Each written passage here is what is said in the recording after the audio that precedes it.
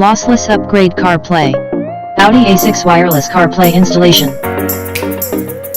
Firstly, disassemble the center control panel and take out MMI head unit, and unplug the original car cables.